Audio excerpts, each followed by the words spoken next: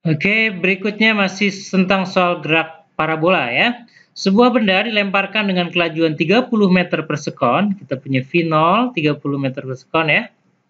Nah, kemudian dari sebuah gedung yang memiliki ketinggian 20 meter, dari atas gedung ketinggian 20 meter. Jadi itulah ketinggian awal ya, kita sebut Y0 20 meter ya. Benda tersebut dilemparkan dengan sudut elevasi, biasanya kita lambangkan dengan huruf alfa, itu 30 derajat. Pertanyaannya adalah waktu yang diperlukan untuk mencapai permukaan tanah.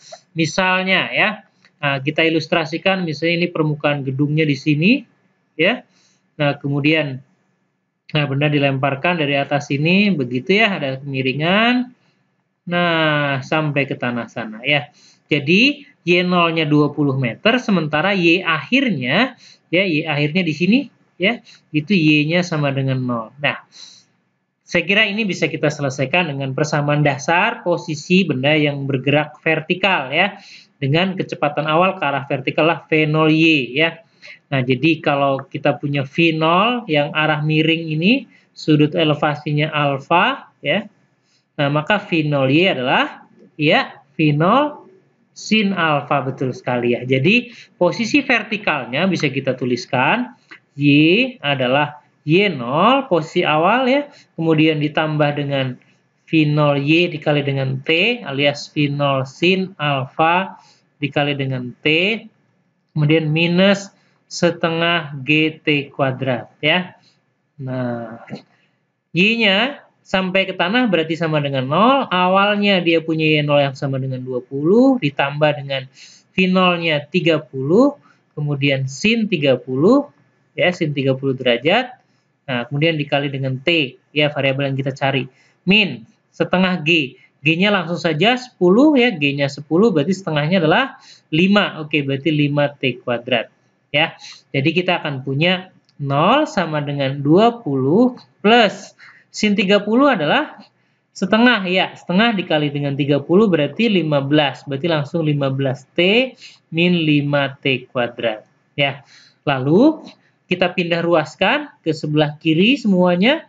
Jadi yang minus 5T kuadrat ke sebelah kiri jadi 5T kuadrat, benar sekali. Kemudian ini ada plus 15T jadi min 15T. Ingat pindah ruas ya. Kemudian yang plus 20 jadi min 20 ya. Udah sama dengan 0. Nah, setelah itu langkah berikutnya adalah kalian bagi dengan angka 5 karena semuanya mengandung komponen angka 5 di sini. Ini dibagi 5 jadi 1, jadi tinggal T kuadrat. Ini dibagi 5 jadi 3T kuadrat ya. Yang ini dibagi 5 jadi 4. Jadi kita punya persamaan terakhir T kuadrat minus 3T. Maaf, bukan kuadrat, ini salah ya. Maafkan ya, ini salah ternyata. Sebentar saya cari penghapus dulu. Ini tidak kuadrat ya. Oh, salah penghapus. Mana penghapus? Nah, ini dia. Oke. Oke, kenapa jadi kuadrat tadi ya? Nah, setelah itu difaktorkan ya, difaktorkan. Jadi gimana ini?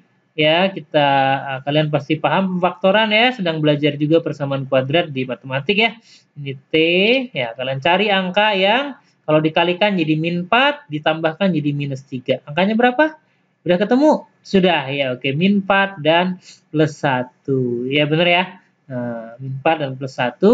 Nah, tentu saja kita lanjutkan. Nah, dari sini berarti T min 4 sama dengan 0 kita akan dapatkan, ya, T sama dengan 4 sekon. Ya. Kalau yang ini kita dapatnya dari sini T sama dengan berapa? Min 1.